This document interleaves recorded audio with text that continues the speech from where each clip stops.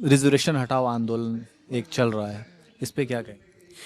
ये बेवकूफ़ी है।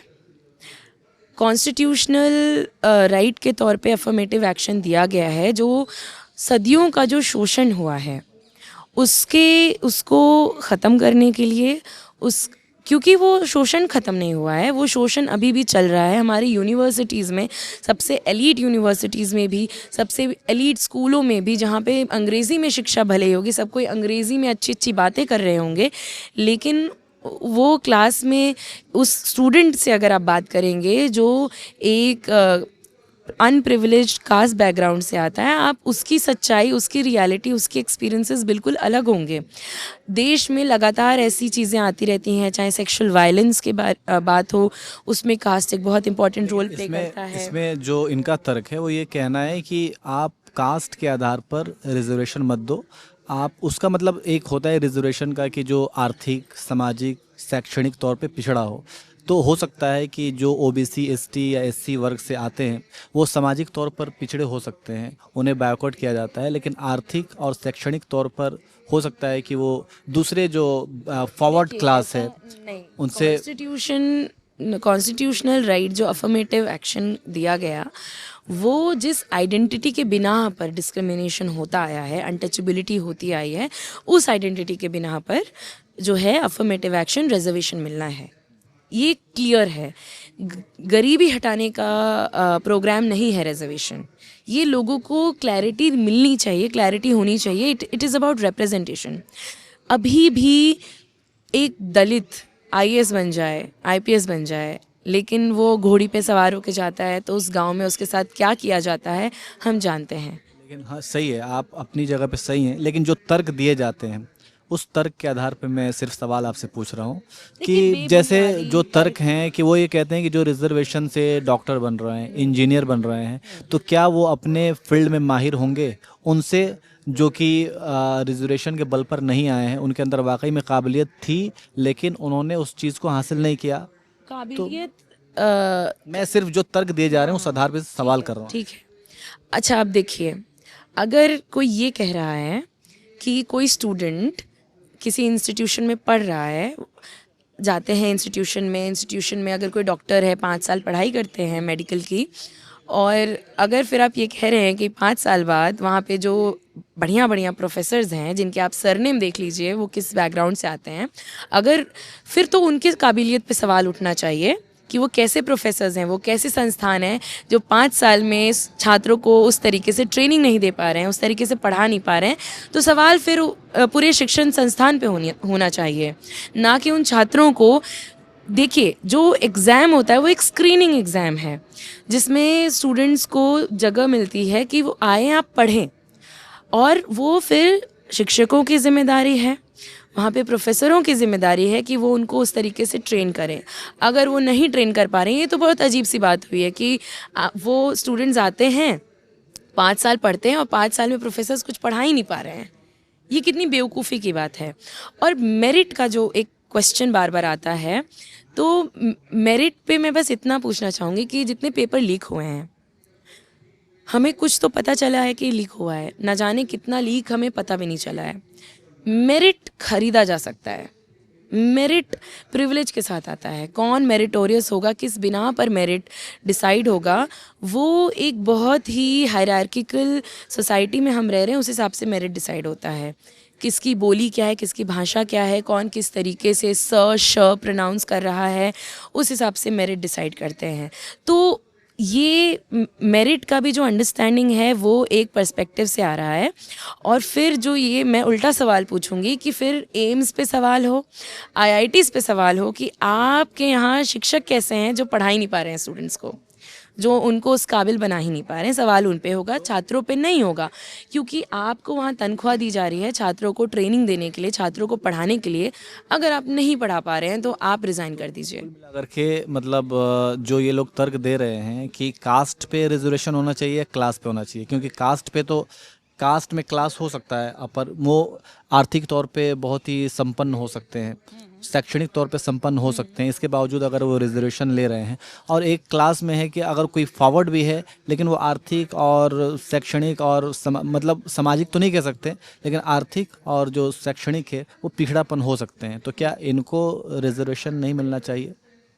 आप मेरा सवाल समझ गई? मैं समझ गई आपका सवाल। मैं आपसे एक सवाल पूछती हूँ कि अभी भी इस समाज में, हमारी यूनिवर्सिटीज़ में, हमारे सड़कों पे, हमारे अस्पतालों में किस बिना पर डिस्क्रिमिनेशन होता है? डिस्क्रिमिनेशन के बहुत सारे रूप, डिस्क्रिमिनेशन के बहुत सारे रूप। अगर एक अपर कास्ट है और वो गरीब है, मान लेते हैं, और एक दलित है, वो उसका फाइनेंशियल मोबिलिटी उसके परिवार का हो चुका है, उन दोनों में किसका शोषण होगा? वो एक देखिए, सामाजिक अगर आधार पे हम बात करें तो हो सकता है कि वो हर आधार पे बात कर रही हूँ कि वो कहीं बैठा है, वो किसी के घर पे चाय पीने जा रहा है। सामाजिक आधार पे उसका डिस्क्रिमिनेशन हो सकता है जो पिछड़ा हुआ है। मतलब और किसी आपने एक गरीब ब्राह्मण को देखा है कि वो बारात लेके जा रहा है और वो क्योंकि वो गरीब है तो उस पे पत्थर चल रहे हैं, उसकी बारात में वायलेंस किया जा रहा है? देखा है? सुना है? बोलिए अपनी माइक। नहीं सुना ना।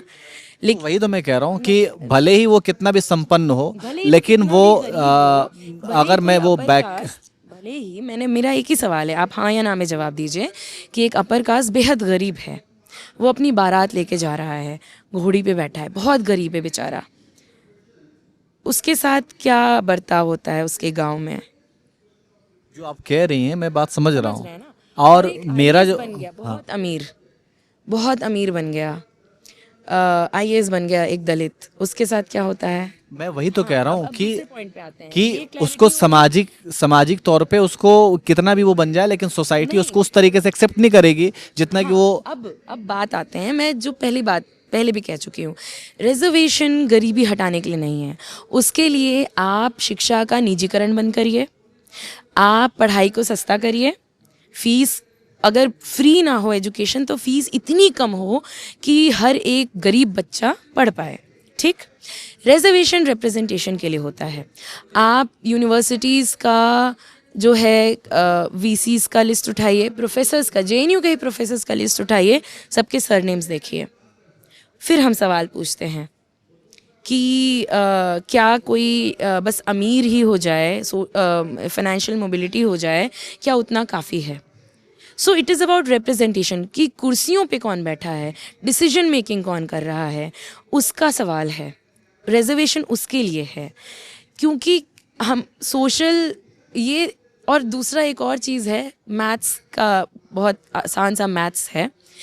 रिजर्वेशन तो मिला हुआ है अपर कास्ट को, 50% रिजर्वेशन मिला हुआ है, क्योंकि जब आप पॉपुलेशन देखते हैं कि कितने सवर्णों का कितना पॉपुलेशन है, दलितों का, मुसलमानों का, पिछड़ों का कितना पॉपुलेशन है, और रिजर्वेशन जो मिला हुआ है, सीट्स जो मिली हुई हैं, आप उसको देखेंगे तो आपको पता चलेगा कि मात्र लगभग 10 से 15% लोगों को 50% सीट्स रिजर्व्ड मिली हुई हैं, और जो 80 से भी ज़्यादा अधिक आबादी है उसको 50 में ठूसा जा रहा है। I think it's clear, more than clear. तो कंपटीशन ऑलरेडी आपके लिए आसान है क्योंकि आप महज 100 में से 10 लोग 50 सीट के लिए आप compete कर रहे हैं, और यहाँ पे 80 लोग 50 सीट के लिए compete कर रहे हैं। I think it makes sense, right? बहुत सिंपल मैथ्स है, बहुत सिंपल गणित है। तो इनफैक्ट रिजर्वेशन तो कास्ट सेंसस अगर हो तो बेहतर तरीके से लागू होगा। अभी तो आई थिंक बहुत ही अपर कास्ट को बहुत बेनिफिट दिया जा रहा है कि कास्ट सेंसस नहीं हो रहा है, और आपको पूरा पैर फैलाने का क्या, आप वही है कि 50 सीटों पे आप 10-15 लोग आराम से बैठ रहे हो, फिर भी आपको दिक्कत है।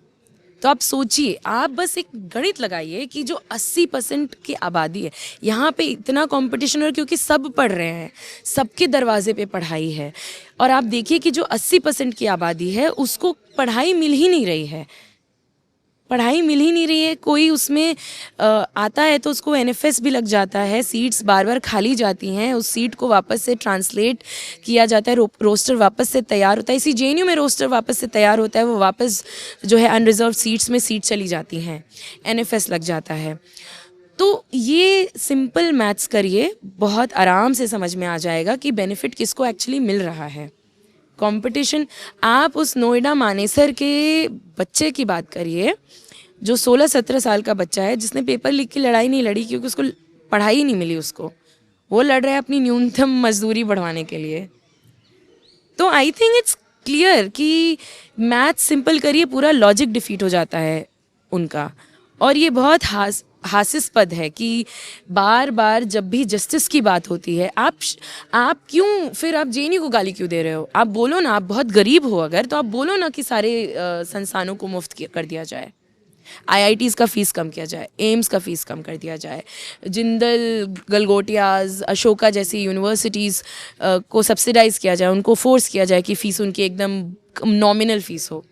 लड़ो आप उसके लिए। अगर गरीब बच्चे की पढ़ाई की बात है, बोलो प्राइवेट एजुकेशन बिल्कुल हटाओ, एनटीए हटाओ। एनटीए का आप एंट्रेंस एग्ज़ाम गरीब बच्चे के लिए बड़ा दिक्कत है, सवर्ण गरीब बच्चे के लिए भी बड़ा दिक्कत है कि कहाँ से वो 2000 रुपये भरेगा एंट्रेंस का। आप उसको ख़त्म करने की बात करो, बोलो एनटीए ख़त्म हो, बोलो कि सरकार जो है बिल्कुल कम से कम पैसे में एंट्रेंस एग्ज़ाम ले, कम से कम फ़ीस हो, जेएनयू का मॉडल हो, हर जगह एमसीएम मिले, मेरिट कम मीन्स जो यहाँ पे मिलता है स्कॉलरशिप, हर छात्र को उसके पेरेंट के इनकम के हिसाब से मिलता है। बोलो आप, हम आपके साथ खड़े होंगे कि आप शिक्षा को मुफ्त करिए। ये आंदोलन, निजीकरण हटाओ आंदोलन करिए आप, हम आपके साथ खड़े रहेंगे। ठीक है, धन्यवाद।